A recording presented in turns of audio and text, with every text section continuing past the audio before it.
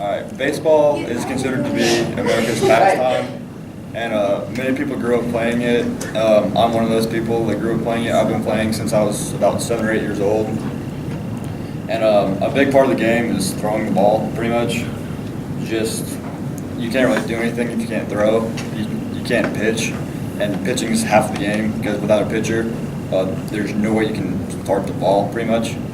And you might be wondering why you need to know how to throw a baseball. Well, it's not really the baseball that's throwing, it's the throwing motion. And if you don't know how to throw properly, then you can really hurt your arm and have to have surgery and stuff.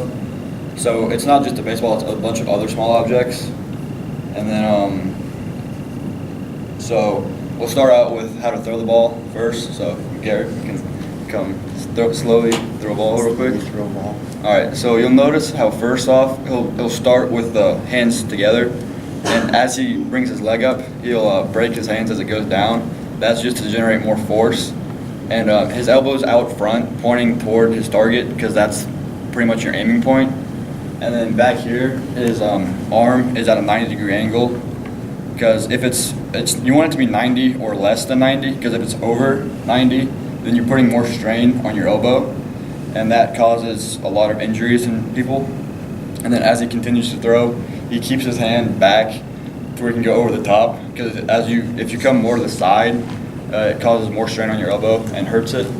And then as he finishes, he'll throw it and bring his back foot through for just fluid motion, pretty much. And he'll finish out over his body, just because it's more comfortable, pretty much, and you generate more force that way. There you go. Thank you. So as you're pitching, pretty much, you'll want to hold the ball. The main grip that people use is the four-seam grip, and pretty much part of the ball that you'll be holding for this, there's the horseshoe here, and you'll have the last knuckle on your fingers will be on the far side of it, like this, and your thumb will be underneath. And just as you're throwing, it just rolls off your fingers like that and has backspin. It doesn't really move, it's just a straight pitch. And as you're holding it, you'll want it to be soft. You don't want to be squeezing the ball, because that causes control problems, and because if you hold it too hard, your fingers will cause uneven spin on the ball and cause it to go where you don't want it to go. And that's just one of the pitches that you can throw. There's also the two-seam grip, which is just these two seams right here. You'll have your fingers on them, and it'll do the same thing, but it'll move a little more because the seams are like flush with the wind. And then there's a curve ball, which you'll hold the horseshoe part of the ball again, but with two fingers on the horseshoe, and your thumb's kind of like bent underneath. And as you're following through, you want to snap your wrist down and like just snapping motion, and it'll cause the ball to have a lot more downspin to it, and cause it to just go down more and drop faster than it would normally. Another pitch is the slider, which will have the two-seam grip again. And if you want it to go away from the batter, you'll put more force.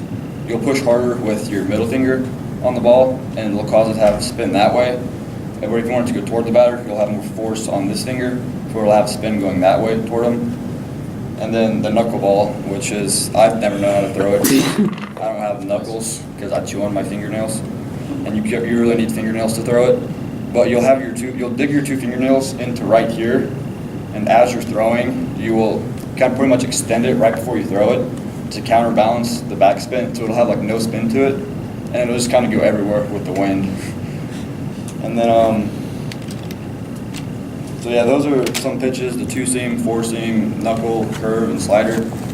And I hope that one day you'll be able to teach your kids, if they want to learn how to throw a baseball, that you can easily teach them now the arm motion and different pitches, and just how you can not hurt your arm by throwing other small objects as well.